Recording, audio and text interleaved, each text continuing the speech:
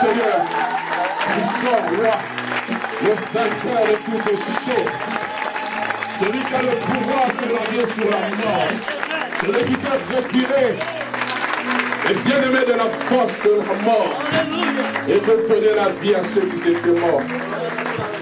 Alléluia. Prière de vous rasseoir. Salut ton bien-aimé, ta bien-aimée à côté de toi avec effusion. Dis-le mon frère, ma soeur, je te salue. Je suis dans la joie de te voir. Oh, oh, alléluia. Viens de côté, vous êtes prêts? Hein? Jacques Gauthier, êtes-vous prêts? Jour J. Bien aimé, nous pouvons compter de bout des doigts. Le 29 octobre, à 10h30 précise, nous aurons notre culte sur Lausenberg numéro 6, dans notre bâtiment. Est-ce que nous pouvons acclamer le roi des rois? C'est ça que Dieu peut faire.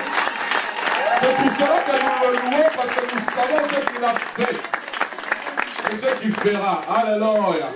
Avec Dieu, c'est toujours possible. Avec Dieu, c'est encore possible. Amen. Et c'est encore possible parce que nous sommes très heureux d'accueillir l'évangéliste Emmanuel. Dieu l'a retiré de la force de la mort. Alléluia. Notre fils était mort, mais le Seigneur l'a ramené. Après d'avoir fait un AVC, le Seigneur l'a tiré. Alors que le sang était déjà en train de jaillir dans le cerveau, Dieu l'a fait sortir de la mort. Oh! Si tu m'avais dit que tu y viendras aujourd'hui, waouh, quelle joie de te revoir. Amen. Cet homme a frôlé la mort. Il aura le temps de rendre témoignage de ce que tu as fait. Quand nous sommes allés le voir, nous avons vu des tuyaux sortant, entrant de sa bouche. Nous avons invoqué le Dieu des cieux. Amen. Lorsque j'ai vu le médecin, il a dit, vous êtes de la famille. J'ai dit, quel est son cas pronostic? Ils ont dit, on ne sait pas se prononcer. Mais Dieu, lui, s'était déjà prononcé. Il avait décidé que son fils allait revenir à la vie. Et c'est pour cela que nous acclamons et nous rendons gloire à Dieu. Nous aurons le temps de l'écouter. Et je pense que, bien aimé, le bon témoignage sera le 31 décembre. Il faudra t'écouter afin de montrer la magnifique gloire du Seigneur. Aujourd'hui, nous sommes très heureux. Nous n'avons plus l'habitude de le présenter. Pour moi, c'est un grand frère, c'est un aîné. Il m'a beaucoup aidé dans mes premiers pas dans le ministère. Et il m'a donné des conseils. Mais j'aime souvent le répéter. Quand je suis arrivé chez lui, il ne m'a pas encouragé dans le ministère. Il m'a découragé, mais son découragement était un encouragement. Il m'a parlé des côtés négatifs du ministère. À face B. Mais cela ne m'a pas parce que l'appel était dans le Seigneur. Pasteur, si j'étais découragé aujourd'hui, vous ne serez pas enseigné. Mais Dieu savait. Et merci parce qu'il nous a placé des gens à ce côté. J'aimerais vous dire, c'est un grand et un bon conseil. Yes.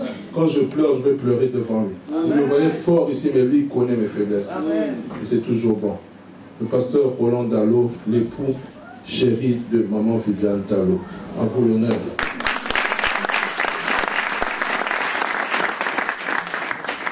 Bonjour à tout le monde. Bonjour. C'est toujours un réel bonheur pour moi que de venir à cet endroit qui devient un peu ma maison, à moins que quelqu'un me contredise. Un endroit où je me sens bien. Merci Pasteur Hugues pour l'invitation. Je considère chaque invitation comme une appréciation. Et merci aussi à vous. Je voudrais prier un moment. Seigneur notre Dieu, tu nous as attirés des quatre coins de cette ville en séjour, afin que nous venions à tes pieds entendre. J'ai beaucoup aimé ce que ton serviteur a dit au premier culte. C'est toi qui parles, mais tu passes au travers d'un canal humain. Yes. Et je prie que ce canal humain fasse montre de fidélité et de dépendance totale vis-à-vis de toi, afin de communiquer ta pensée à ton peuple. Qu'il en soit ainsi pour ta gloire et pour notre bien, au nom de Jésus. Amen. Alors j'aimerais nous inviter à lire deux portions des Écritures. Josué au chapitre 5e, du verset 10 au verset 12. Josué, chapitre 5e. Notre lecture va aller du verset 10 au verset 12e.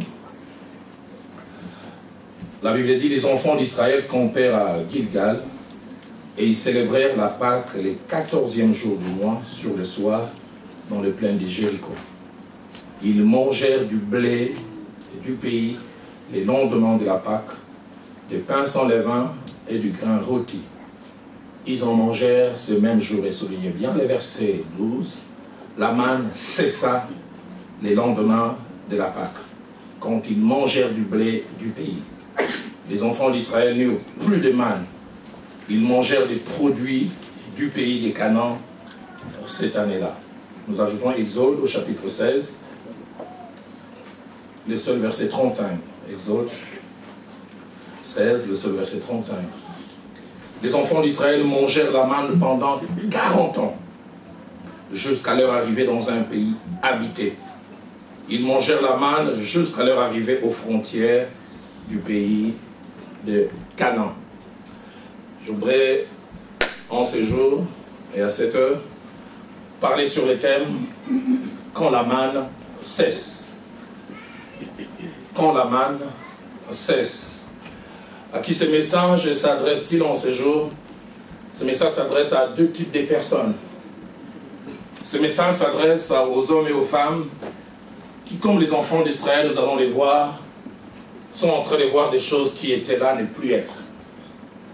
Sont en train de vivre l'expérience de la cessation des choses. Et qui des fois veulent se poser la question, pourquoi les choses s'arrêtent? Pourquoi ce qui était toujours là n'est plus là? Pourquoi ce à quoi j'étais habitué a cessé d'être? Et combien de fois nous nous posons nous-mêmes des questions, et des fois nous posons des questions à Dieu, qui, comme pour le cas des enfants d'Israël, est derrière la cessation de quelque chose. Deuxième type de personnes pour qui Dieu m'a envoyé pour apporter ce message, les hommes et les femmes qui, peut-être dans les jours qui viennent, vivront la cessation des choses. Vont expérimenter des choses qui vont s'arrêter. À ce deuxième groupe, je voudrais dire qu'il est bon que vous appreniez à décoder les messages cachés derrière la cessation. Donc, Job au chapitre 33, au verset 14, Élihu parlant à son aîné, lui dira, Dieu parle tantôt cependant d'une manière, tantôt d'une autre. Et il termine en disant, on n'y prend point garde. J'aime beaucoup la version française courant, dit, quand Dieu parle, il choisit tel moyen d'expression ou tel autre. Mais souvent, on n'y fait pas attention. À vous, je voudrais vous dire qu'il est bon quand Dieu va faire cesser certaines choses, de retourner vers lui pour essayer de savoir qu'est-ce qu'il veut nous enseigner. Combien il est important d'avoir les yeux et les discernements spirituels, non seulement pour voir Dieu et des messages cachés derrière ce qu'il est en train de faire. Comme nous le verrons tout à l'heure, Israël avait durant 40 ans l'habitude de voir la manne tomber chaque jour. C'est devenu une forme de rituel. 40 ans. 365 jours fois 40. Ça faisait partie de leur habitude, de leur décor. Et puis subitement un jour, pas de manne. Étonnant. Les parents qui étaient habitués à envoyer peut-être enfants, les maris qui étaient peut-être habitués à dire aux épouses, allez, prends ces sacs, n'oublie pas, moi je prends toujours mes 4 boules. Et ces jours, la femme, enfants reviennent. Il n'y a rien. Non. Il y a eu un petit décalage au ciel. Ça va sûrement arriver. Et puis le soir, rien. Et puis le lendemain, rien. Ils se demandent, qu'est-ce qui s'est passé? Ils se posent même des questions parce qu'ils disent, les jours où la manne avait commencé, Dieu la veille nous avait averti. Il avait même dit, demain vous aurez à 7 heures une nourriture que je vais vous donner. Non, ça c'est pas lui. Le même qui nous avait averti quand la manne est venue, entre guillemets, devrait aussi nous avertir, c'est pas toujours comme ça. Seigneur, aide-moi à décoder les messages cachés derrière ce que tu fais. Dans Matthieu chapitre 16, versets 2 à 3, Jésus blâme un groupe de personnes En leur disant, le soir, vous dites, il fera beau, car le ciel est rouge. Et le matin, vous dites, il y aura de l'orage, car le ciel est d'un rouge sombre. Il dit, vous savez discerner l'aspect du ciel, et vous ne pouvez pas discerner les signes du temps. La version Alfred Coin dit, ainsi vous savez parfaitement prévoir les temps qu'il fera d'après l'aspect du ciel, mais vous êtes incapable d'interpréter les événements actuels et discerner en quel temps vous êtes. Je prie que Dieu vous donne, Dieu me donne, Dieu nous donne à tous les discernements spirituels.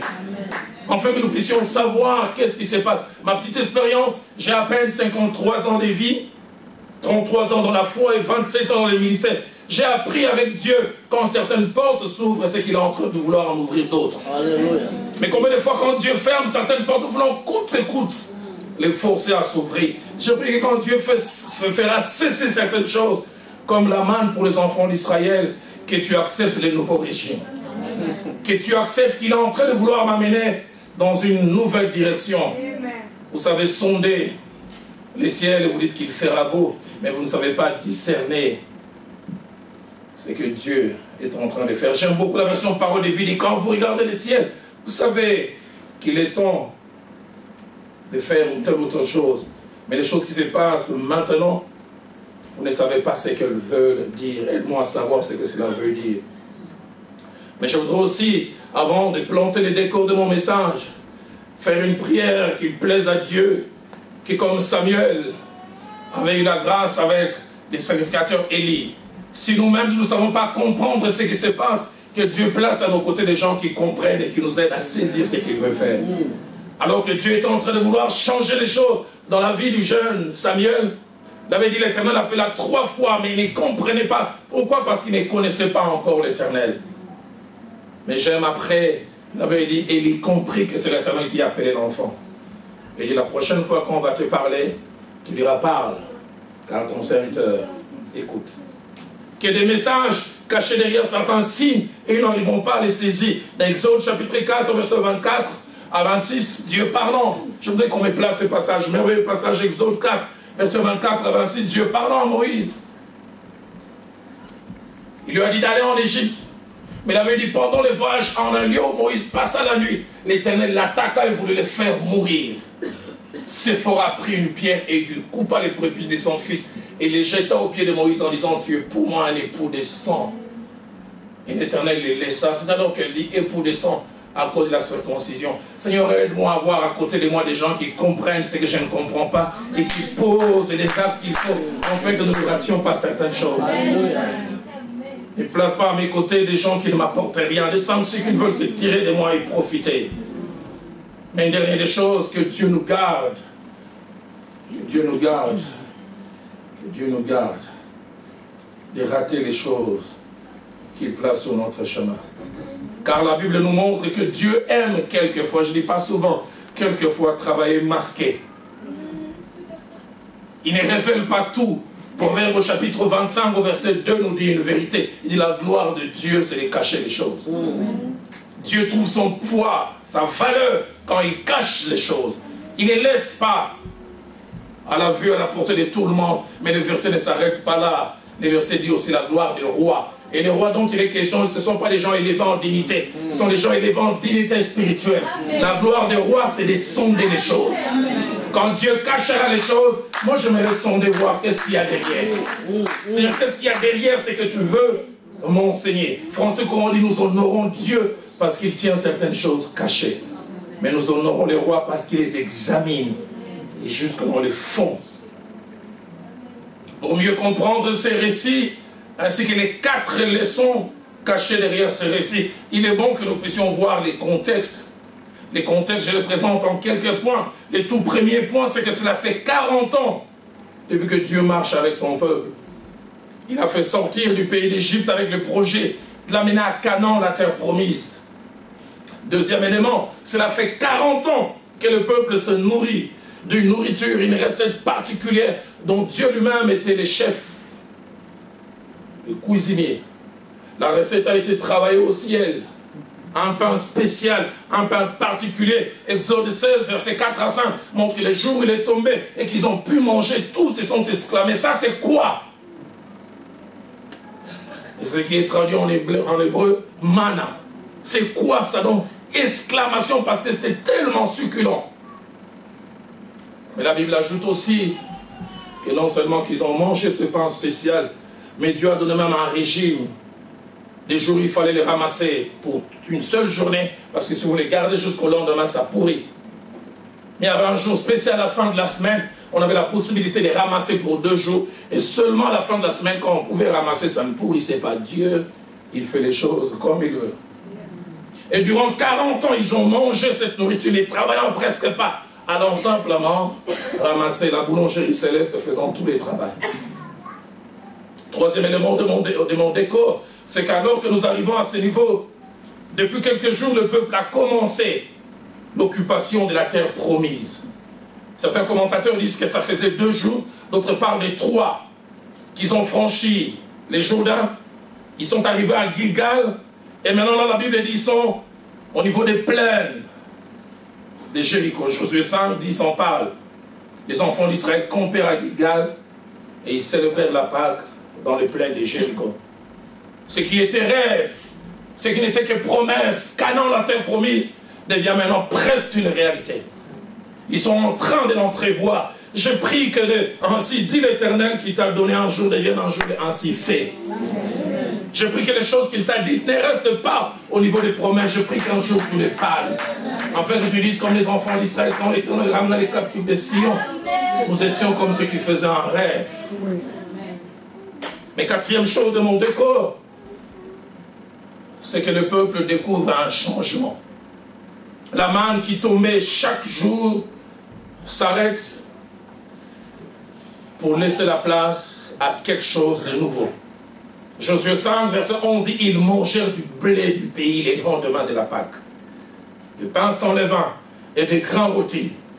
Ils en mangèrent ce même jour. La version Parole de vie dit parle du pain sans levain et des épis grillés. Pour la première fois, eux-mêmes participent aussi à la qualité de la nourriture. Ils grillent même leurs épis. Ils ne se contentent pas de ce que Dieu a fait. Quel bonheur, quel soulagement. La monotonie est finie. Ils ont droit à une variété. Et durant 2 ou 3 jours, ils ont d'un côté la manne habituelle, mais ils ont aussi les grains du pays. Les 3e jours, les jours suivants, et ça c'est le 5e élément de mon décor, ils vivent et ils expérimentent un phénomène à 4 visages. Premièrement, un phénomène imprévu. Vous savez, Dieu n'est pas obligé de tout nous dire d'avance. Amen. Le Dieu qui leur avait dit avant que la manne va tomber, les jours où la manne cesse, il n'avise personne. Il leur impose cela. Le peuple découvre imprévu. Je voudrais dire, sur les chemins de la vie, nous vivrons des imprévus. Mais j'aimerais vous donner une bonne leçon que les années m'ont apprise.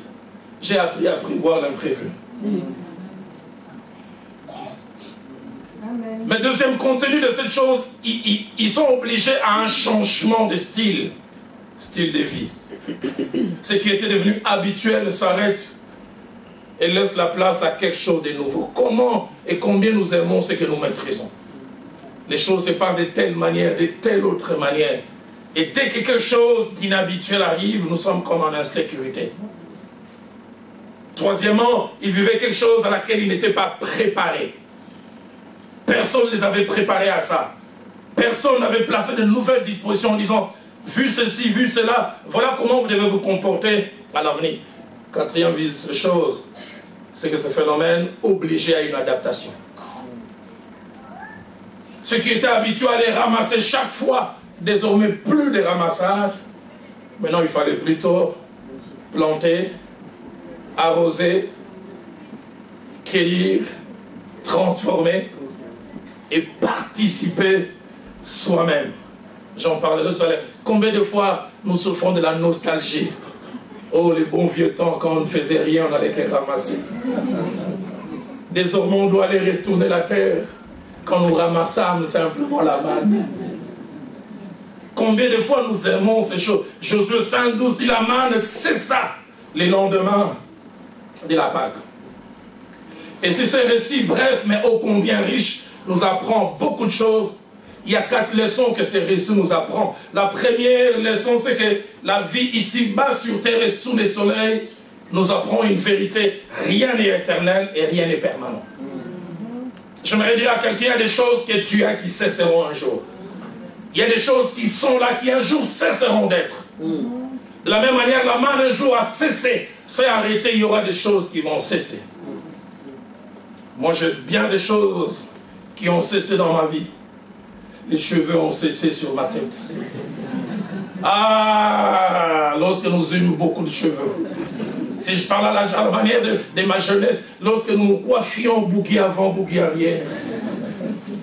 Ma dernière fille qui a 17 ans m'a un jour posé la question, papa, toi, c'est dans ta vie, tu as déjà eu des cheveux? Je lui demande à ta grande sœur l'aînée. Elle te dira. Elle pense que je suis né comme ça.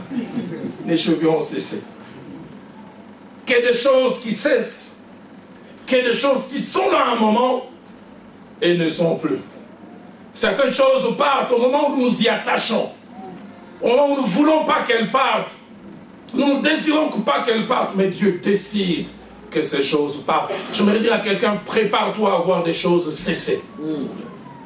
Dans Marc chapitre 13, verset 31, Jésus dit, le ciel et la terre passeront. Il dit simplement, sa parole ne passera pas. Ciel et terre passeront.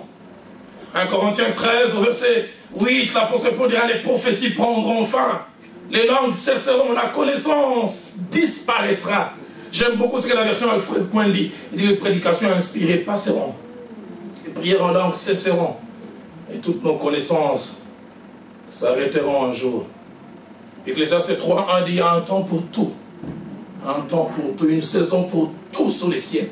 À un moment, une chose est, et la saison d'après, la chose n'est plus. Et parmi les choses qui sont à un moment, et qui ne sont plus les temps d'après, il y a les bonnes, mais il y a aussi les moins bonnes. Les bonnes choses auxquelles nous tenons finissent par cesser. La jeunesse finit par cesser. Cette vigueur physique que tu as, cette fraîcheur, un jour ça va passer. Il y a quelques jours avant que je ne vienne ici, je suis allé visiter mon père chez lui. J'étais triste de ne plus retrouver ces bel homme que je connaissais dans ma jeunesse, toujours tiré à 4 épingles. Je le voyais toujours chaque matin, il se réveillait, il faisait ses pompes. Aujourd'hui, il marche quasiment comme un dessin animé. Il aura 80 ans l'année prochaine. Mon père n'arrive plus à marcher. Quand je regarde, je dis, monsieur le directeur est en train de finir. Une petite distance de 40, 50 cm, il n'arrive plus à monter. Roland, est-ce que tu peux m'aider? Il commence à souffrir de maladies bizarres. Dans certains, j'ai eu besoin du dictionnaire médical. Il dit, Roland, je souffre de lumbago. J'ai dit, lumba quoi? La jeunesse a cessé. La force a cessé. Jeune fille, toi qui te vois svelte, belle, avec une taille, tu penses que cette voisine qui est à tes côtés, qui a 60 ans, elle est née comme ça, avec des rides. Mon épouse me dit, Roland, j'aime pas la vieillesse, j'aime pas. Au nom de Jésus, ça va venir. Ça va cesser un jour. La jeunesse passe, la beauté passe, la force passe. Ecclésiaste 12, verset 2 dit, jeunesse et aurore sont vanité. Français courant dit, jeunesse et vigueur se dissipent comme de la fumée. Parole de vie dit, jeunesse et cheveux noirs passent vite. Parole de vie, tu as bien dit. Cheveux noirs passent vite. Que des gens qui ont des cheveux noirs apparents. S'ils n'utilisent rien. S'ils n'utilisent rien.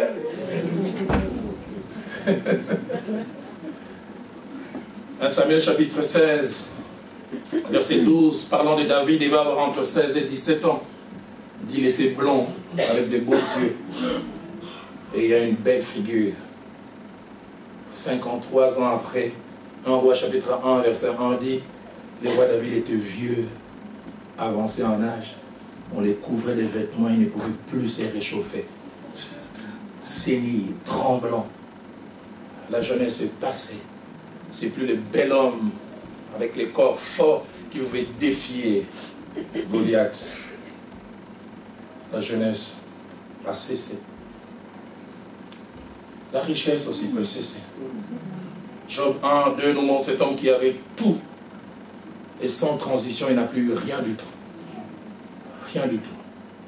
J'ai un frère à moi qui habite l'est de notre pays, à Goma. Il m'a dit une belle phrase que je n'ai jamais oubliée. Il m'a dit les petites douleurs nous font pleurer. Mais il a dit les grandes douleurs nous rendent fous. On s'est retrouvés il y a, je pense, 13 ans. Ce n'était pas à l'époque où les banques, le système banquier était redevenu assez fort comme maintenant chez nous. Presque chacun thésaurisait l'argent chez lui, par prudence. Alors il m'a dit, j'avais 30 000 $ que j'ai gardé chez moi à Goma. Dans ma chambre, j'avais fait un grand tour. J'avais placé. Et il est allé en Ouganda, à Kampala, pour 5 jours. Et au 4e jour de là, il suit à la télévision que la ville de Goma a été décimée par un tremblement de terre et les volcans. Et les larves ont coulé. Il dit quand on en montre vers chez lui, la vue chez lui n'existait plus. Il a dit j'ai prié là où j'étais ici, allez là, que ça ne me touche pas maintenant. Il a dit une semaine après, tout s'est calmé, il revient à Goma.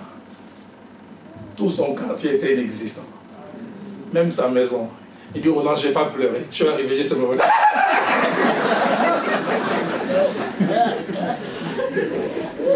Il dit, j'avais l'impression que je devenais fou.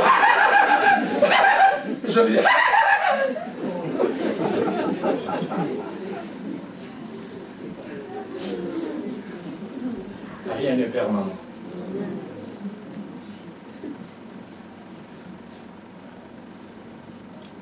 Ça me choquerait si je relate cette histoire d'un ami. Ce beau jeune homme qui a servi le Seigneur avec moi à Goma. Je le connais en 97. En 98, je viens le retrouver 6 mois après, n'ayant pas les 2 jambes avec des prothèses. Pleurant.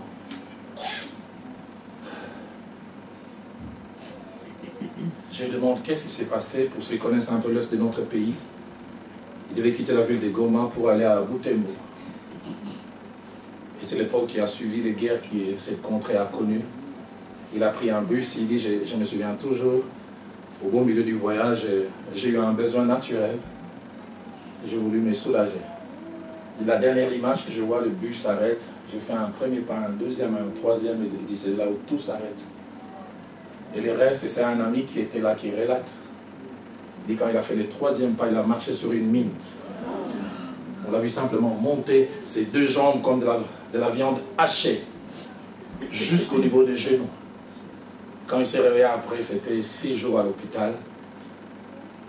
Les 2 jambes parties. Qui peut être prêt à ça? Une semaine avant, tu avais les 2 jambes et Dieu dit, ça s'arrête. Désormais prothèse et désormais tu dois dépendre des gens. Il y a des choses qui cesseront sans qu'on les veuille. J'ai une grande cousine qui est décédée il y a 3 ans. De petites douleurs à la poitrine. Elle doit faire un examen de vie. Tu as un cancer de sein avancé. Ablation. Et vous savez psychologiquement ce que ça représente pour une femme? Mais pas voir sa poitrine. Je vois les jours où on a coupé cette partie, elle pleurait pas, elle en voulait à Dieu. Qui est préparé à de telles choses? De Samuel 15, versets 13 à 30, nous montre David qui cesse d'être roi sans le savoir. Le matin, il s'est réveillé roi. Mais le soir, Absalom s'est levé. Il est devenu un fugitif. Des choses peuvent cesser sans qu'on les sache. On en parlait encore avec quelques amis tout à l'heure. Irma. Des gens qui avaient des maisons et puis il y a ces tempêtes qui ont tout emporté. Je suivais encore hier un documentaire, une famille qui est obligée de revenir en France sous-logée parce que tout ce qu'ils avaient a été emporté. Mais il n'y a pas seulement des choses bonnes qui cessent et les mauvaises qui s'invitent. J'ai une bonne nouvelle. Les mauvaises choses aussi peuvent cesser. Amen. Et laisser la place aux bonnes choses. Amen. Psaume 46, verset 10, parlant de notre Dieu, dit, c'est lui qui fait cesser les combats. Amen. Je ne sais pas ce que tu connais comme lutte, comme problème, mais j'aimerais te dire aussi, ce n'est pas éternel. Amen. Le Dieu qui fait cesser la manne, c'est aussi le Dieu qui dit à certains combats, c'est trop, mon fils est trop battu, il est temps maintenant qu'il se repose. Ma parole, ma Bible me dit à moi, les ténèbres ne régneront pas toujours. Exode 15, 1 à 21, nous montre un peuple qui a été esclave 400 ans. Et puis l'esclavage cesse. Je vais dire à quelqu'un, l'esclavage n'est pas éternel. Dieu peut faire cesser des choses. Le Dieu qui dit à la manne, arrête-toi, c'est le Dieu qui sait aussi arrêter des mauvaises choses. 1 Samuel chapitre 2, verset 1 à 10, la Bible nous montre Dieu qui fait cesser la stérilité dans la vie d'une femme, qui subissait les moqueries de sa rivale, Pénina qui mortifiait Anne, parce que Dieu ne lui avait pas donné quelque chose. Un jour Dieu a dit, trop c'est trop. Elle a trop pleuré. Il est temps maintenant que la joie change les camps. Il est temps maintenant que les choses changent. Et Dieu a visité Anne. J'aime ce qu'elle dit. Au verset 1er, il dit, ma force a été relevée par l'Éternel. Ma bouche s'est ouverte contre un ennemi, car je me réjouis de ton secours. J'ai une bonne nouvelle pour quelqu'un. J'aime souvent dire, je ne suis pas prophète, mais de temps en temps, j'ai des crises de prophétie. Et je voudrais dire à quelqu'un, Dieu va faire cesser tes larmes et tes pleurs pour te faire chanter. J'aime ce que Anne ajoute au verset 4 et 5. Il dit, l'arc des puissants est brisé, et les faibles ont la force pour ceinture. Ce qui était rassasié, c'est lourd pour du pain. Et ce qui était affamé, c'est repose. Il dit même la stérile enfante 7 fois. Et ceux qui avaient beaucoup d'enfants, les flétris. Il fait cesser les mauvaises choses. Jean 9, 1 à 6 nous parle d'un aveugle de naissance. N'espérons pas, ne croyons même pas un jour qu'il allait voir. Mais Dieu a décidé un jour que son état d'aveugle puisse s'arrêter. Vous avez dit, le soir arrive le pleur, et le matin des cris de joie. J'aime ce que Dieu est capable de faire. Jean chapitre 5, verset 1 à 15, nous parle de la guérison de cet homme malade depuis 38 ans, habitué. Marc 5, 25 à 29 nous parle de la femme ayant la perte des sangs depuis 12 ans, habituée à ce dérèglement, à ce dysfonctionnement. Rien n'est permanent, rien n'est éternel. Deuxième leçon que ces récits nous enseignent, et ça c'est l'une des leçons importantes, c'est que Dieu est un Dieu souverain. Dieu souverain. Et lorsque nous parlons de la souveraineté de Dieu, cela cache 3 idées. La première idée, c'est que Dieu a un pouvoir absolu sur toute chose et sur toute créature. Pas un demi-pouvoir, un pouvoir absolu. Deuxième des choses, il fait ce qu'il veut, quand il veut, comme il veut. Et troisième des choses, il ne consulte personne et ne dépend d'aucune autre source pour faire ce qu'il veut. Il ne demande jamais qu'est-ce que tu penses. Que veux-tu? J'aime dans Éphésiens chapitre 1er verset 11. La Bible présente notre Dieu comme étant celui qui opère toutes choses d'après le seul conseil de sa volonté. Le seul conseil de sa volonté. Alfred Cohen dit, celui qui a le pouvoir de faire ce que sa seule volonté a décidé. Psaume 115 verset 3. Parlant de notre Dieu, il dit notre Dieu est au ciel et il fait ce qu'il veut. Ce qu'il veut. Dans Ésaïe chapitre 45, verset 7, la première fois comme nouveau converti, j'ai découvert ce passage. J'étais étonné, je dis pourquoi Dieu peut-il opérer comme ça? Placez-moi ce merveilleux passage. Josué chapitre, Ésaïe plutôt chapitre 45, verset 7. Écoutez ce qu'il dit, c'est Dieu qui parle. Il dit, je forme la lumière, mais je crée aussi les ténèbres. Il est bizarre, c'est Dieu. Hein? Il dit, je donne la prospérité et je crée aussi. Pourquoi tu me donnes la prospérité associée à l'adversité? Et il termine en disant, moi l'Éternel, je fais tout souverain. Il avait dans sa souveraineté annoncé la venue de la manne. Il avait dans sa souveraineté donné la manne. Mais dans sa souveraineté aussi, il n'a pas annoncé la cessation de la manne. Dans sa souveraineté aussi, il a fait cesser la manne. Seigneur, de quel droit tu as fait arrêter cela? Seigneur, si je suis ton enfant, pourquoi tu ne m'as pas avisé? Seigneur, je suis ton serviteur, pourquoi tu laisses que je passe par tel chemin? Mon pasteur me disait cette phrase que je n'ai jamais oubliée, que si vous êtes enfant de Dieu, arrivera un moment où la plupart de vos pourquoi n'auront pas de parce que. Pourquoi ceci? Pourquoi cela? J'aimerais que vous et moi notions ces 4 vérités à avoir à l'esprit concernant la souveraineté de Dieu.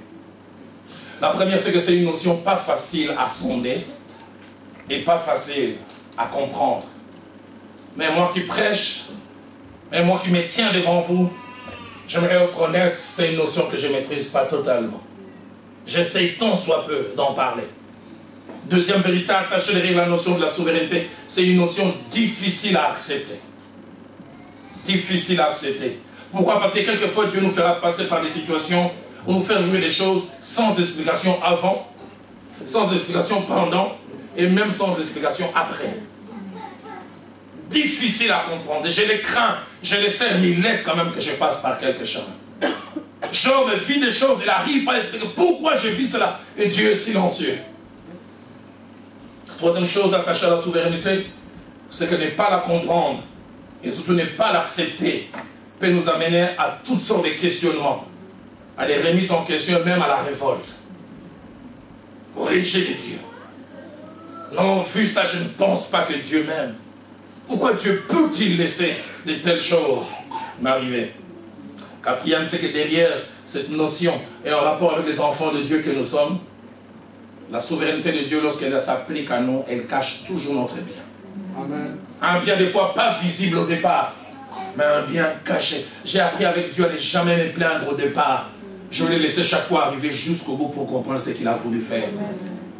Joseph ne comprenait pas tout, mais c'est quand les pièces du puzzle se sont mises en place qu'il dira, vous aviez mérité de me faire du mal, mais Dieu l'a changé en bien pour faire arriver.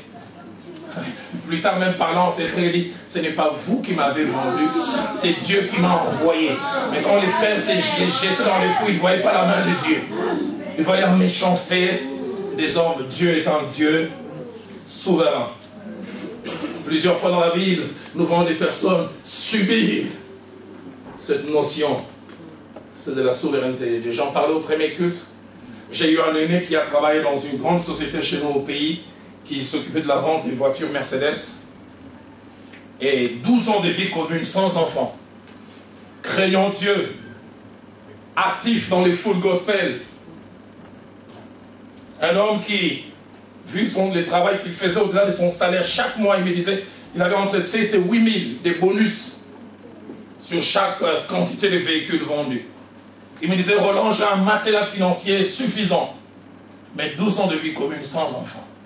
Un jour, je pars chez lui, je me souviens un samedi, aux alentours de 11h midi, on était en train de vouloir manger, puis il a dit, je voudrais bien manger de la sardine. C'est les vraies sardines de chez nous, sardinani. Il dit, mais je l'avais mangé cela avec la chicoine. Et son épouse a dit, je vais acheter, non, je vais seul. Il est parti 10 minutes après, il revient, larmoyant, pleurant. Son épouse a dit, Roland, demandez qu'est-ce qu'il ne va pas.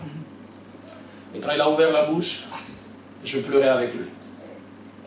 Il dit, Roland, tu sais quoi? Je suis allé au petit coin.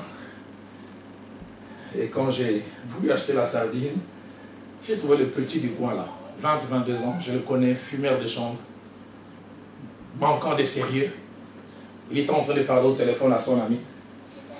Il me dit, cette petite-là, parlant de sa copine, est-ce qu'il ne s'est pas bien contrôler ses cycles menstruels? Tu sais qu'elle est tombée enceinte. Et hier, je l'ai amené chez l'infirmier, on a enlevé ça. Mais là, il a dit, on a bacolé. On a enlevé ça. Alors il dit, je disais, Seigneur, moi je te crains. Je te sais. Puis j'ai l'argent pour l'enfant. Tu ne me donnes pas. Ce petit-là, il ne te craint pas. Il n'a pas d'argent. Tu lui donnes. Et puis en plus, il bacole, il enlève. Si tu n'es pas fort, tu maudis Dieu. À quoi ça sert de craindre Dieu? Et ceux qui ne craignent pas Dieu ont sans avoir. 1 Chronique 17, 1 à 23. David veut bâtir pour Dieu un temple. Dieu lui dit non. Mais Dieu lui dit, je laisserai ton fils bâtir. Celui qui demande ne bâtit pas, celui qui n'a rien demandé va bâtir. Souveraineté de Dieu. Il dit, ça ne sera pas toi. Quand tu seras parti, un fils qui sera sorti de toi, qui n'est même pas né. Et Dieu dit, c'est lui qui va bâtir. Souveraineté de Dieu. 2 Corinthiens chapitre 12, versets 8 à 9, les grands apôtres Paul, permettez-moi les termes, qui a servi Dieu, un canal par lequel Dieu a guéri beaucoup de gens. À un moment même, la Bible dit, les habits ou les mouchoirs qu'il avait touchés guérissaient, mais se retrouvent malades. Peut-on être un canal de guérison et se remettre malade? Mais non seulement qu'il est malade, il recherche la guérison. On peut même placer ce merveilleux verset. Il souffre de cette écharpe. Mais quel est le contenu de cette écharpe? La Bible n'en parle pas. Et Paul, l'apôtre Paul dit, 3 fois j'ai prié le Seigneur. Et quand il dit 3 fois, ce n'est pas des petites sessions de 5 minutes. 3 fois, sérieux, j'ai prié le Seigneur.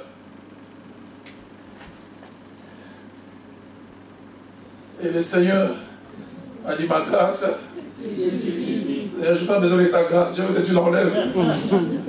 8 à 9. 3 fois j'ai prié le Seigneur de l'éloigner de moi. Verset 9. Il m'a dit, ma grâce te suffit, car mon puissance s'accomplit dans la faiblesse. Paul, je n'exauce pas, tu restes comme ça. Mais le passage des fois qui me choque, c'est Acte 12, 1 à 1, 1 à 11. Le même Dieu qui laisse Jacques être décapité, c'est le même Dieu qui délivre Pierre. Comment il peut laisser que Jacques soit décapité vers le même temps? Remontez au verset 1er. Vers le même temps, le roi Hérode s'est mis à maltraiter quelques membres de l'église. Et il fut mourir par l'épée. Jacques, frère de Jean, décapité. Est-ce que Jacques ne priait pas? Sûrement. Mais malgré cela, décapité. Et Pierre est arrêté. Écoutez la suite. Voyons cela, que cela était agréable aux Juifs. Il fit encore arrêter Pierre. C'était pendant les jours de pain sans levain. Après l'avoir saisi et jeté en prison, il est mis sous la garde des 4 escouades, des 4 soldats, chacun avec l'intention de le faire comparaître devant le peuple après la Pâque. Et l'idée, c'est de les tuer aussi. Pierre donc était gardé dans la prison et l'église ne cessait d'adresser pour lui des prières à Dieu. La nuit qui précéda les jours où Hérode allait le faire comparaître, Pierre, lié des chaînes, dormait. J'ai toujours été étonné par ce passage, dormait. La version originale en grec dit il ronflait. Comme pour dire, je ne vais pas changer la situation dans tout le cas. Et voici un ange du Seigneur survint. Et une lumière brilla dans la prison. L'ange réveilla Pierre en le frappant du côté en disant, lève-toi promptement. Les chaînes tombèrent de ses mains. Ange, où étais-tu quand on coupait la tête de Jacques? Et l'ange lui dit, mets ta ceinture et tes sandales. Il fit ainsi. L'ange lui dit encore, enveloppe-toi de ton manteau, suis-moi. Pierre sortit et les suivit, ne sachant pas que ce qui se faisait par l'ange fut réel et s'imaginait avoir une vision. Lorsqu'ils eurent passé à la première gare, puis la seconde, ils arrivèrent à la porte de fer qui mène à la ville et qui s'ouvrit d'elle-même devant eux. Ils sortirent et s'avançaient dans une rue. Aussitôt l'ange quitta Pierre. J'aime beaucoup les versets qui suivent. Revenu à lui-même, Pierre s'est dit, je vois maintenant d'une manière certaine que le Seigneur a envoyé son ange qui m'a délivré de la main d'Hérode et de tout ce que le peuple juif attendait. Ce que le peuple juif attendait pour Jacques s'est accompli. Et ce que le peuple juif attendait pour Pierre ne s'est pas accompli. Aide-moi à dire Dieu souverain. Dieu souverain. Marc 6, versets 28 à 29. Les puristes, les gens qui veulent décoder. Non, la façon dont on a vécu, si on craint Dieu, doit être proportionnel à la manière dont l'on meurt. Non, la manière dont il est mort, là, ça c'est la manière de mourir d'un serviteur de Dieu. Une femme est en train de danser. Et l'un des hommes les plus saints qui ait vécu, Jean-Baptiste, est dans sa prison. Il ne sait pas que son sort est en train de se jouer. À cause de la danse d'une jeune fille, le roi est content. Et il dit à cette jeune fille, demande ce que tu veux. Ce moment vient lui siffler. La tête de Jean-Baptiste. Et là, il les garde à la décapiter Jean dans la prison. Et apporta la tête sur un plat. Les commentateurs disent qu'on a fait le deuil de Jean-Baptiste sans tête. La tête était dans une autre famille, on a pleuré avec les corps. Ce qui est interprété par un nom de Dieu. Sans tête. C'est un mauvais signe. Celle qui craint vraiment Dieu de mourir comme ça. Comment Dieu peut laisser ça? Elle a une cure d'âme à Jean-Baptiste. Je voyais souvent avec la sœur Madeleine là. souveraineté de Dieu. Quand David Lukerson est mort, un accident fort, des gens ont interprété.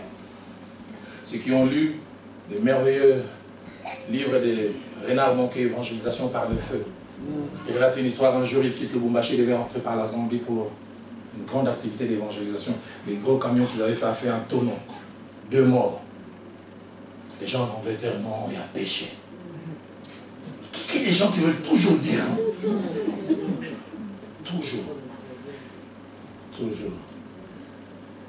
Mais j'aime David, un homme qui savait réagir à la souveraineté de Dieu. De Samuel 12 au verset 20, il a eu un enfant avec Bathsheba, et cet enfant est tombé malade. David s'est mis à prier, souhaitant que Dieu change la situation, change la condition. Et puis à un moment, il voit un mouvement, les gens en train de parler entre eux, expérimenter, comprendre quelque chose est arrivé. Il vient leur poser la question, l'enfant est-il mort, n'est-ce pas? On lui dit oui. Ils s'attendent à ce qu'il tombe par terre, à ce qu'il s'érode, à ce qu'ils disent à Dieu, pourquoi tu laissais que cette chose arrive? Verset 20. Quelle réaction? Remonte au verset 20. Alors David s'est levé de terre. Il se lava. Il est soigné. Il changea des vêtements. Les gens n'en reviennent pas. Puis il alla dans la maison de l'Éternel et se prosterna. Les mots prosterner dans l'hébreu, il a commencé à louer Dieu. Père, je te rends grâce. Les gens s'étonnent. Il retourne chez lui, demande qu'on lui serve à manger. Il mange. Allons-y, verset 21. Ses serviteurs lui disent, qu'est-ce que signifie ce que tu fais? Tandis que l'enfant vivait, tu jeûnais et tu pleurais. Et maintenant que l'enfant est mort, tu te lèves et tu manges. Il répondit, lorsque l'enfant vivait encore, je jeûnais, je pleurais, car je disais, qui sait si l'Éternel n'aura pas pitié de moi, et si l'enfant ne vivra pas? Verset 23. Maintenant qu'il est mort, pourquoi jeûnerais-je? Puis-je le faire revenir? J'irai vers lui, mais il ne reviendra pas vers moi. La souveraineté de Dieu. Troisième leçon et avant-dernière que ce récit nous enseigne, c'est que Dieu est un Dieu qui ne change pas par rapport à sa personne et à sa nature, mais qui peut changer par ses méthodes et par sa façon d'opérer. Le même Dieu qui nourrissait de la manne, c'est le Dieu qui décide que la manne s'arrête et vous allez vous nourrir par les productions du pays. J'aimerais dire à quelqu'un, laisse Dieu dans ta vie être Dieu. S'il veut te nourrir par ce qui vient du ciel, il le fera. Mais s'il veut te nourrir par ce qui vient de la terre, il le fera aussi. Laisse-le être Dieu. Ne le mets pas dans un carcan. Ne le limite pas à une façon d'être et de faire. Dans Hébreux chapitre 1er, verset 1 de la Bible, après avoir autrefois plusieurs façons et plusieurs manières parlé à nos pères par les prophètes, Dieu dans ces derniers temps nous a parlé par les fils.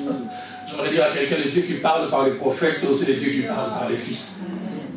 Ne soyez pas limités, il doit simplement agir de telle manière. J'en parlais au premier culte, Marc chapitre 10, que je vous prie de noter. Marc 10, 51-53.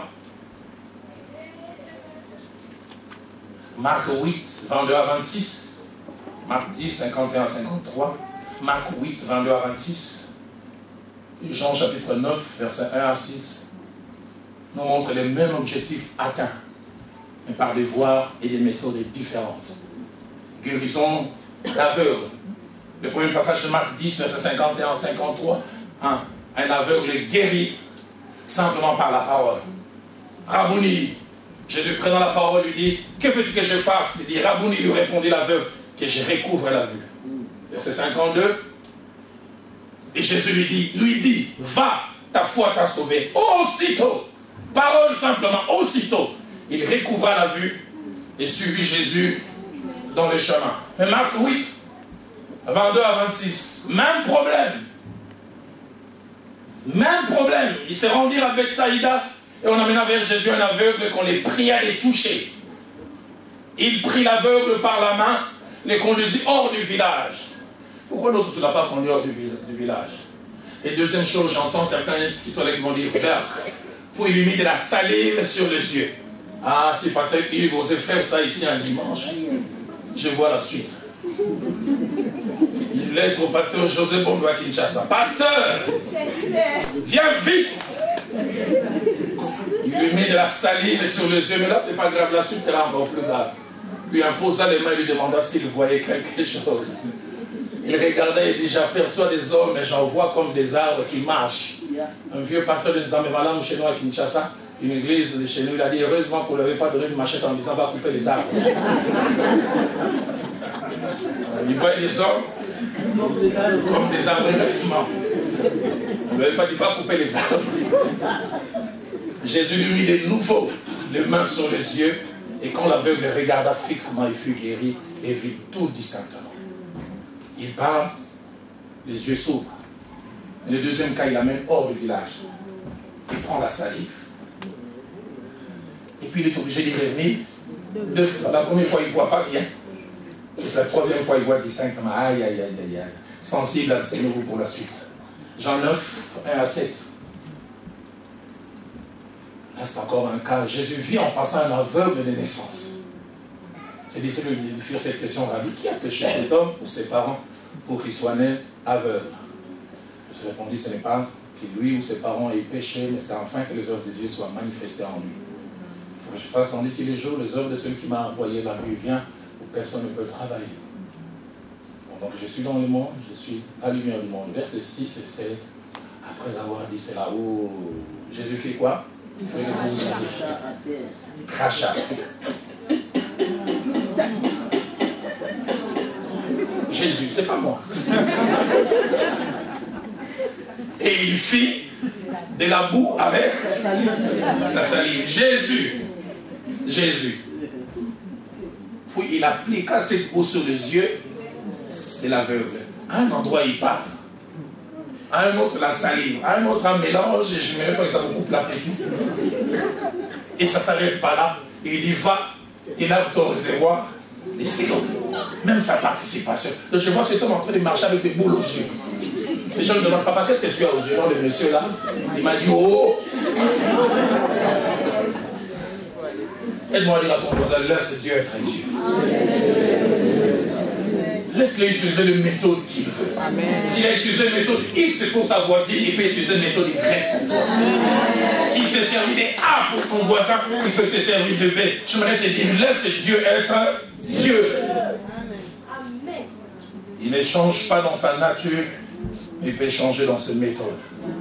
C'est pourquoi ne limitons pas notre Dieu à une façon de faire et d'opérer. C'est pourquoi ne soyons pas esclaves d'une façon de faire de Dieu. J'aime souvent dire, ne soyons pas esclaves de ce que j'appelle le syndrome de Naaman.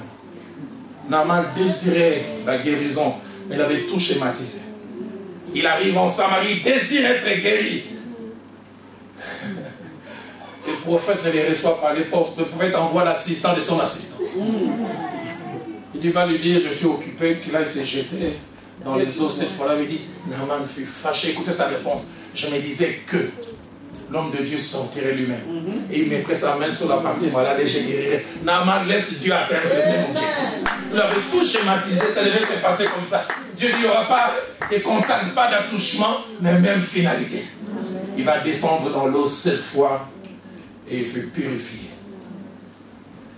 Il est important de laisser Dieu être Dieu. Amen. La dernière leçon, je termine avant qu'on prie, que ces récits nous enseignent, c'est la nécessité de savoir reconnaître et accepter les changements ou les nouvelles choses que Dieu nous impose.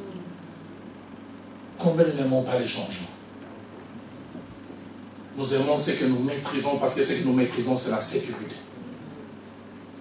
Jésus vient, il fait un miracle les jours du sabbat, il dit, nous n'avons pas l'habitude de faire comme ça.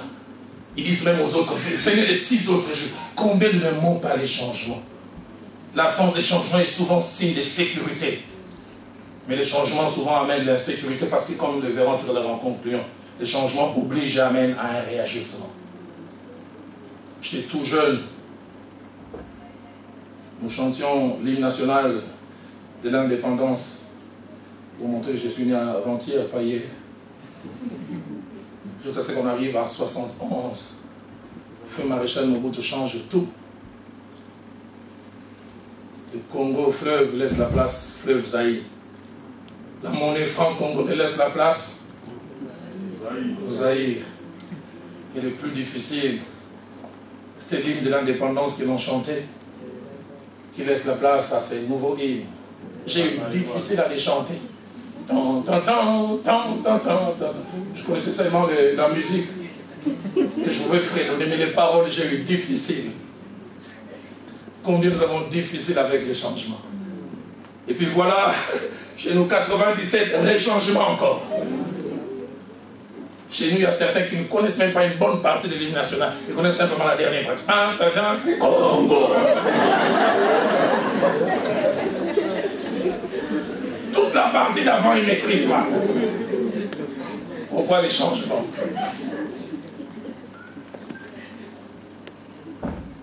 Mais Josué et le peuple ont dû s'adapter au changement. Même 40 ans.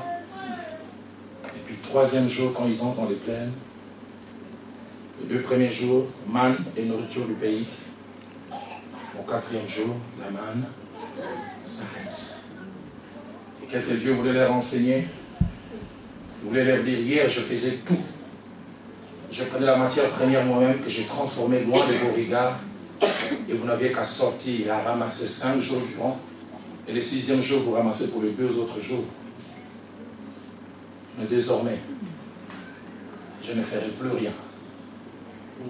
Vous serez obligé maintenant à s'aimer, à avoir de rougeur parce qu'il faut retourner la terre, à venir arroser, à venir chasser les maraudeurs, à venir cueillir, à conserver, à transformer. Mais ce que j'aime derrière tous ces changements, c'est dans le premier schéma subi durant 40 ans, l'homme avait un régime alimentaire monotone et imposé. Dans le deuxième schéma qui coûte beaucoup, l'homme a la variété. Il peut faire des gâteaux, il peut faire la bouillie, il peut faire plusieurs choses. Ça coûte un peu plus, mais ça donne beaucoup plus d'options. Seigneur, apprends-moi à accepter les changements.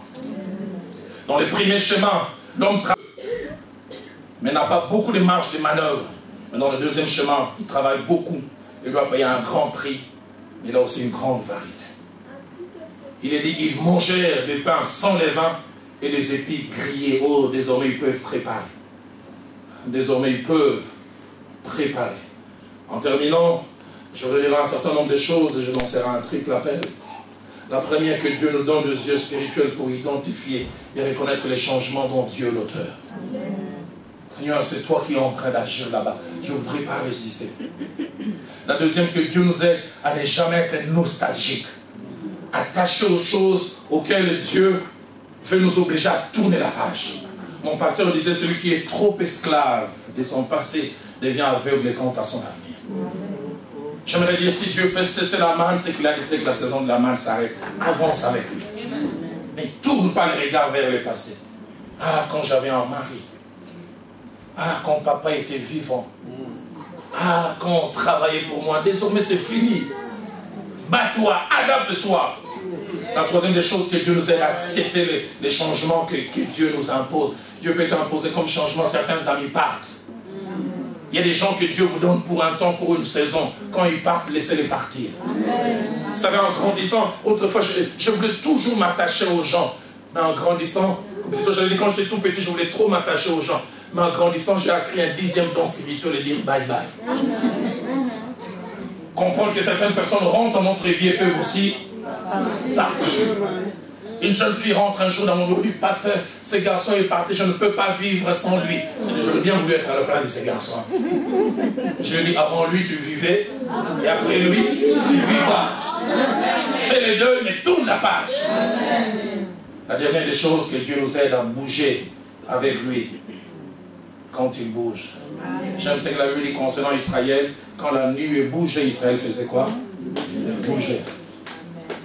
Quand la nuée s'arrêtait, Israël aussi s'arrêtait. Mais qui peut bouger avec Dieu, qui peut lire et voir derrière les changements, c'est quelqu'un qui remplit 2 conditions. Premièrement, des hommes et des femmes qui sont attachés à Christ, qui l'ont comme Seigneur et Sauveur, qui peuvent identifier ce qui se cache derrière les changements ou les cessations que Dieu laisse arriver. J'aime ce que Jean 10, verset 10, mes brebis entendent ma voix et me suivent. Mais deuxièmement, des gens qui sont bien entourés. Mon pasteur me disait un jour, quand Dieu aime un homme, il lui donne des hommes. Il arrivera des choses que toi tu ne vas pas décoder, mais Dieu te fera grâce, comme il en était question avec le jeune Samuel. C'est que Samuel ne comprenait pas, et les sacrificateurs la combattent. Je prie que quand Dieu fera cesser les choses, il va changer, et que toi tu ne décodes pas, que Dieu place à tes côtés des gens qui vont le faire. J'aimerais nous inviter en ce jour à baisser nos têtes dans la prière. La chorale va m'aider à chanter ces merveilleux cantiques qu'on a chanté au premier culte. Je me suis réveillé avec, dès que je me suis levé de mon lit, ces cantiques ont commencé à résonner dans mon cœur. Seigneur, tu sembles être loin, à des milliers de kilomètres. Aujourd'hui, je n'ai pas perdu ma foi. Non, je ne l'ai pas perdu. Je dois le confesser. Prier n'est pas facile. Je ne sais comment le dire. Par où commencer? Et par où commencer? Tu m'as donné ta grâce. C'est tout ce qu'il y a dans mon cœur. C'est tout ce qu'il y a dans mon cœur. Et je chante. Et je chante. Je te loue. Je te loue. Malgré le temps difficile. Malgré les temps difficiles. Dans la peine et la souffrance. Dans la peine et la souffrance. Et je chante. Et je chante. Je te loue. Je te loue. Je lève mes mains. Je lève mes mains pour t'honorer. car ta parole est vraie. Car ta parole Et je chante. et je chante. Je te loue. Je te loue. Malgré le temps difficile. Malgré les temps difficiles. Oh. Dans la peine et la Et je souffrance. chante. Et je chante. Je te loue. Je te loue. Je lève mes mains. Alléluia. Je lève mes mains pour t'honorer. Car ta parole est vraie. Car ta parole est vraie. Et je chante. On reprend ces cantiques. Alors je lance ces trois appels. Y a-t-il un homme, une femme, un jeune homme, une jeune fille en ce début d'après-midi qui, comme Israël, est en train de vivre la cessation de certaines choses? Des choses auxquelles tu étais attaché, que tu aimais, qui ont cessé. Pour Israël, c'était la manne. Tu as cessé d'avoir l'amitié de quelqu'un. Tu as cessé de recevoir l'amour de quelqu'un. Tu as un travail qui a cessé. Tu as des rentrées qui ont cessé. Tes finances ont cessé. Je ne sais pas ce qui a cessé dans ta vie. Ta santé n'est plus ce qu'elle était. Elle est devenue précaire. Tu es en train de vivre la cessation de certaines choses. Et cela amène un questionnement. Y a-t-il un homme et une femme qui veut dire en ce début d'après-midi, pasteur, prie pour moi. Ma main à moi aussi a cessé. Elle a cessé. J'étais habitué à la voir. J'aimais la ramasser chaque matin. Je la prenais sans payer un prix. Mais elle s'est arrêtée. Pasteur, priez pour moi. La force de l'habitude, c'est ce qui me fait souffrir. Le problème n'est pas la cessation, c'est l'attachement, l'habitude. Pasteur, prie pour moi. Deuxième appel que je voudrais lancer. Un homme et une femme qui non seulement est en train de vivre comme Israël la cessation, mais se pose mille et une questions et reconnaît aujourd'hui la valeur de la souveraineté de Dieu. Et tu veux dire, Seigneur, je ne comprends pas tout ce par quoi tu es en train de me faire passer, mais j'aimerais te faire ni un procès, ni te poser des questions. Je m'incline, je me soumets, même avec larmes. J'aime quand Job a connu tout ce par quoi il est passé. La Bible dit en tout cela Job n'est péché point par sa bouche. J'aime quand David est en train de fuir Absalom. Il dit à son serviteur, qui c'est ce n'est pas l'Éternel qui permet cela. J'aime encore quand cet enfant, malgré les prières de David, l'enfant est pris, David, il dit, il s'élève, il s'éparfume, il demande la nourriture et il va même au temple. Comportement qui étonne, qui intrigue. Mon pasteur, le frère Jacques-André Vernon, prêchant un jour, il a parlé d'une réalité, il a dit, la Bible parle d'une chose qu'elle appelle sacrifice des louanges qui coûtent. Et j'ai jamais oublié cette phrase. Il dit, nous avons souvent des louanges bon marché. Des louanges qui n'écoutent pas. Ce sont des louanges que nous faisons monter vers Dieu quand tout va bien. Mais les sacrifices des louanges, c'est quand ton âme, ton cœur et tes émotions te disent Dieu t'a lâché, mais tu t'obliges à les louer. Et il a cité Paul et Silas qui étaient en prison. Il avait dit avant qu'on les avait battus des verges. Mais il avait dit cette nuit-là, ils priaient et ils chantaient les louanges de Dieu. Les pasteurs vers nos prêchants, il dit, ils avaient les visages enflés, les lèvres tuméfiées par les coups qu'ils avaient reçus. Mais ils chantaient la bonté de Dieu. La bonté de Dieu, sacrifice de louange. Donne-moi quelqu'un en ce jour qui dit, je ne sais pas ce que tu fais, mais je te loue. Je ne comprends pas ces chemins par lesquels je passe, mais je serai avec toi jusqu'au bout. Je m'incline devant ta souveraineté. Je m'incline devant tes décisions que je ne comprends pas dans leur totalité. Troisième et dernier appel que je voudrais lancer, c'est quelqu'un pour qui la manne a cessé et qui non seulement se pose beaucoup de questions, mais c'est lui au fond de son cœur, si Dieu ne m'aide pas, je risque de les lâcher. Tout à l'heure, alors qu'on était en train de rentrer, l'Esprit de Dieu me disait, il y a quelqu'un qui a un point de rupture. Quand tu regardes ce que les écrits ou les Écritures disent et ce que tu vis, tu as l'impression de vivre comme une contradiction. Et des fois, quand tu écoutes les autres témoigner, dire ce que Dieu a fait, tu dis, j'ai l'impression que Dieu aime plus les autres que moi. Ou alors, ce que les autres disent n'est pas vérité, ce n'est que mensonge. C'est pourquoi je voudrais qu'on reprenne ces cantiques alors que ces trois groupes s'élèvent. Seigneur, tu sembles être loin. Ce n'est qu'une impression.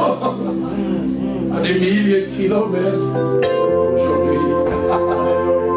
Mais je n'ai pas perdu ma foi. Dans la peine et la souffrance, je te loue. Malgré le temps difficile. Malgré les temps difficiles. Dans la peine. Dans la peine et la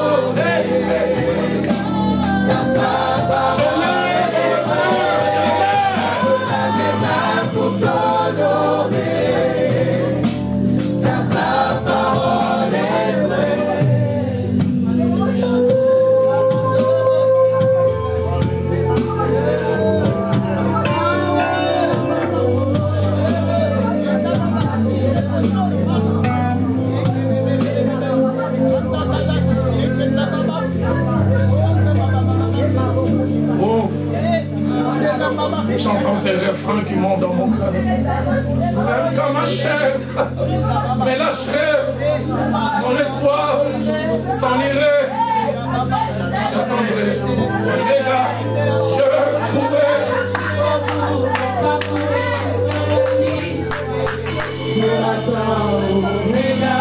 Même quand ma chair me lâcherait, mon espoir s'en irait.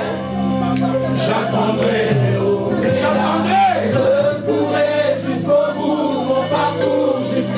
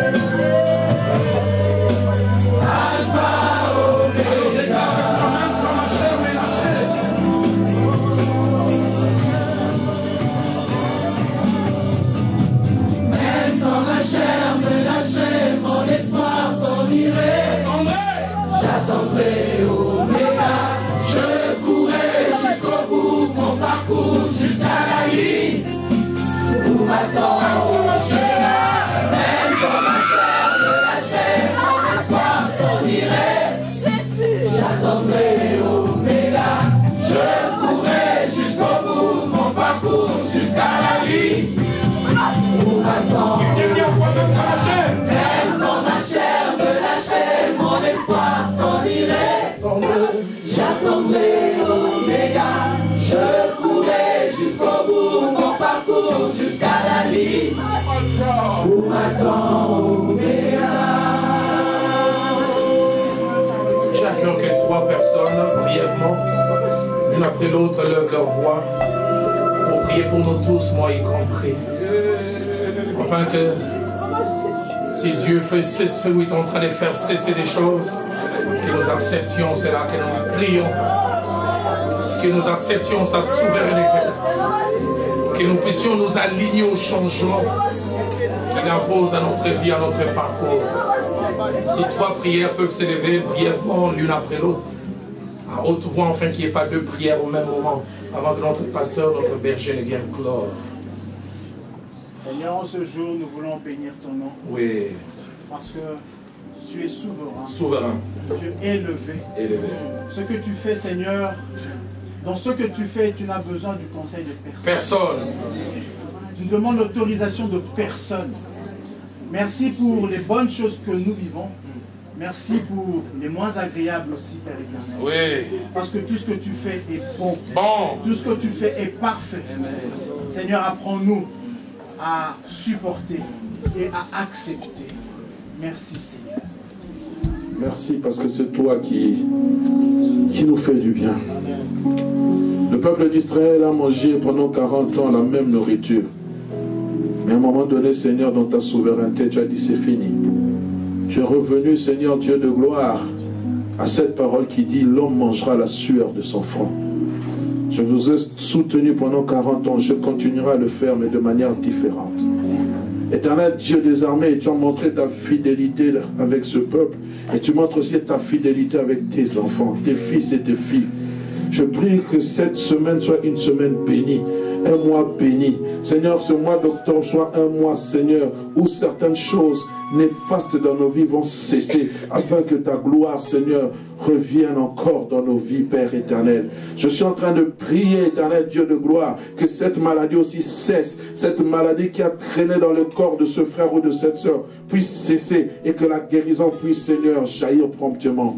Alors que nous quittons ce lieu, alors que nous sommes dans les dernières semaines où nous sommes dans ce bâtiment, nous prions, Seigneur, que tu bénisses non seulement le peuple qui se rassemble, mais tu bénis aussi nos voisins d'en haut, nos voisins d'à côté. Tu bénis le propriétaire, Seigneur, qui pendant 6 ans, Seigneur, nous a fait louer ce lieu. Nous voulons le bénir, Père éternel, parce que nous sommes des enfants qui bénissons, Seigneur. Même s'ils ne connaissent pas le Seigneur, mais à travers notre témoignage, je prie que le Saint-Esprit puisse toucher leur cœur et dire qu'en ce lieu, il y avait des hommes et des femmes qui aimaient servir Dieu. Allons dans la paix du Seigneur, au nom puissant de Jésus. Amen.